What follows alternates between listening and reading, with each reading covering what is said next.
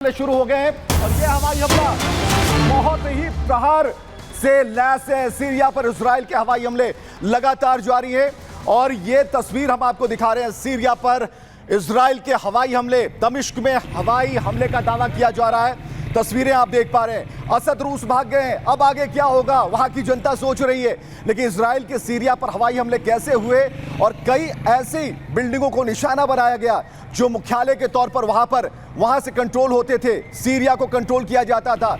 और लेकिन कई ऐसी विमानों का, भवनों का भी जिक्र हम कर रहे हैं, इमारतों का जिक्र कर रहे हैं जिसके बारे में भी सूचना आनी बाकी है और हम आपको बता रहे हैं। और असद ने सरेंडर किया और जुलानी कमांडर, जिसकी जो मंशा है वो साफ तौर पर सामने आई है।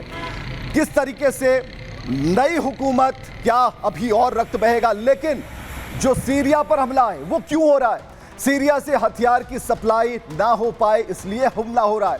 हिजबुल्लाह तक ना पहुंचे सीरिया से हथियार, हमला इसलिए हो रहा है। विद्रोही गुट हिजबुल्लाह को हथियार दे सकते हैं, इस डर से हमला हो रहा है। विद्रोहियों के हाथ लग सकते हैं केमिकल वेपन, इसलिए हमला हो रहा है।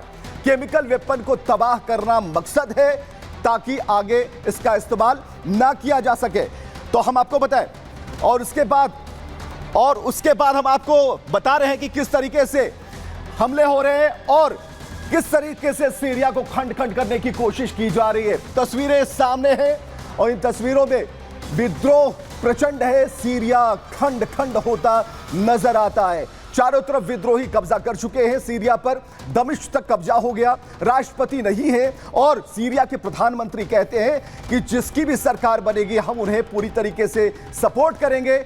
और साफ बात, एक बात और है कि जो विद्रोही हैं वो भी कर रहे हैं। लेकिन एक वक्त बड़ी खबर आ रही है, एक और बड़ी खबर हम आपको बता दें और ये खबर है इस वक्त की कि तुर्की सीरिया बॉर्डर पर भीड़ लग गई है और ये वहां की आम जनता है और किस तरीके से जद्दोजहद जारी है उनके लिए। शरणार्थी हैं, तुर्की से सीरिया आ रहे शरणार्थी, जिनकी तस्वीरें भी कुछ देर बाद हम आपको दिखाएंगे।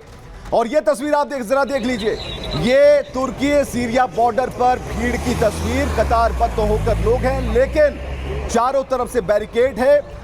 तो कैसे 50 साल सत्ता का 50 घंटे में अंत हुआ, लोग परेशान हुए, तुर्की सीरिया बॉर्डर पर भीड़ लग गई। जान बचाने के लिए अपने परिवार के साथ लोग अभी भी वहां पर मुस्तैद हैं। और एक और हम बड़ी खबर दिखाने जा रहे हैं, एक और बड़ी खबर आ गई। एक और बड़ी खबर है, तस्वीर में लोगों की भीड़ दिख रही है। कई लोग, बल्कि सैकड़ों लोग, कहिए कि सैकड़ों लोग वहां पर अपनी जान बचाने के लिए आतुर वहां पर दिख रहे हैं। और तस्वीरें आप देखिए, यहां पर ट्रैफिक जाम है।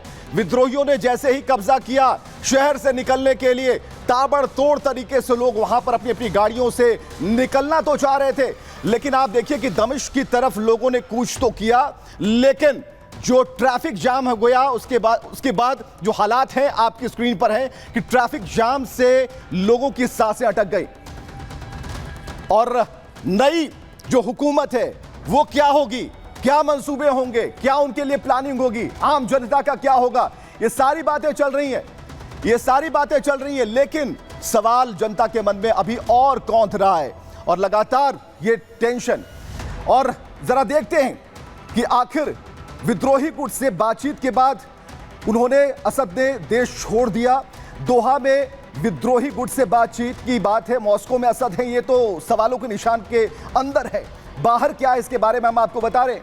मॉस्को में लैंड होने तक लोकेशन गुप्त रखी गई, किसी को कुछ नहीं पता था अल असद कहां है। रूस ने उन्हें शरण दी है, कहां रखा है। रूस ने असद को राजनीतिक संरक्षण दिया है। परिवार के साथ मॉस्को में असद लैंड हो गए हैं, वहीं पर हैं, लेकिन अभी भी कुछ कहा नहीं जा सकता। और हम आपको बता रहे हैं कि चारों तरफ आग लगी है, धुआं है और कई तस्वीरें आनी बाकी है। और ये बहुत जरूरी है इस बात को समझना कि आखिर इसके पीछे का जो मकसद है वो क्या कहता है। तो मॉस्को में ही क्यों, ये सवाल पूछे जा रहे हैं। असद को पुतिन पर सबसे ज्यादा भरोसा है, इसलिए असद के लिए सबसे सुरक्षित जगह है, इसलिए विरोधियों के खिलाफ जंग में पुतिन का एक लंबा साथ रहा है, उस वजह से भी ये जगह सेफ है और इस बात को मजबूती से देखा जा रहा है। अब हम आपको 4 तस्वीरें आपको दिखाने जा रहे हैं। अब जरा देखिएगा इन 4 तस्वीरों को।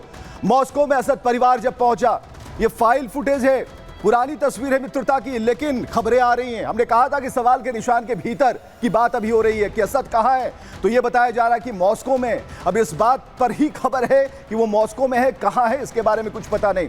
दूसरी तस्वीर, सीरिया में हर तरफ जश्न मन रहा है। जश्न क्यों मनाया जा रहा है? जो विद्रोही अंदर तक प्रवेश कर गए, दमिश्क तक प्रवेश कर गए, घुस आए हैं, उन्होंने खुशी मनाई है, फायरिंग की है। तीसरी तस्वीर, इजराइल हमला कर रहा है। इजराइल को इस बात का डर है, खासकर उन ठिकानों को लेकर कि कहीं ये गलत हाथों में ना पड़ जाए, विद्रोहियों के हाथों में ना पड़ जाए और कहीं उसका उपयोग इजराइल पर ना हो जाए, इस डर से। चौथी तस्वीर, अमेरिका का प्लान क्या है, क्योंकि अमेरिका भी हमले कर रहा है, अमेरिका साथ दे रहा है और अमेरिका भी कोशिश यही है कि कहीं केमिकल वेपन्स जो हैं उनके हाथ में ना लगे। एक बड़ी खबर आ रही है इस वक्त, एक और बड़ी खबर हम आपको बताते चले। बड़ी खबर है, असद के भाई के बंकर पर विद्रोहियों ने कब्जा कर लिया है। दमिश्क में बशर अल असद के बंकर पर कब्जा हुआ है। माहिर के बंकर पर विद्रोहियों ने कब्जा कर लिया। भूमिगत बंकर का वीडियो भी अब सामने आ गया और ये देखिए असद के भाई का बंकर, जिसे अब कब्जे में विद्रोहियों ने ले लिया है। तस्वीरें जरा फुल फ्रेम में आप देखिए, बंकर पर विद्रोहियों ने कब्जा कर लिया। असद की टेंशन बढ़ चली है, मॉस्को में जरूर है, सीरिया में ध्यान लगा, एक एक कर उनके उन सभी ठिकानों को विद्रोही अपने कब्जे में लेते जा रहे हैं।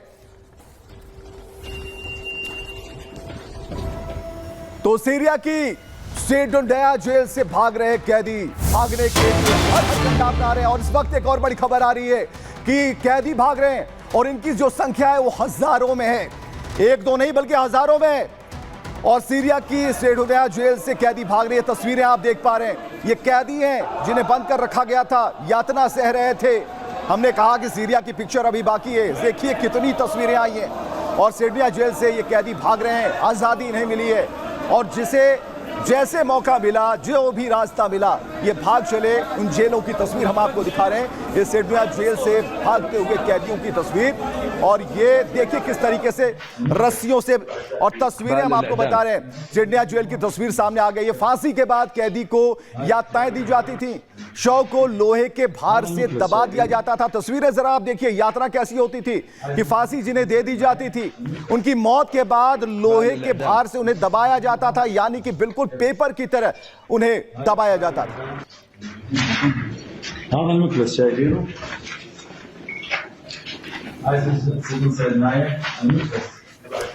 मकसद क्या है, मंशा क्या है, इन तस्वीरों से जाहिर है कौन क्या चाहता है। यूएस क्या चाह रहा है, इजराइल क्या चाह रहा है, सबके अपने अपने मकसद है। विद्रोही जो चाह रहे हैं उस मकसद में कामयाब ना हो पाए, इसके लिए कोशिशें जारी है, हमले हो रहे हैं, रात दिन हमले हो रहे हैं, लेकिन भीतर की कहानी कुछ और है। जरा रिपोर्ट देखिएगा।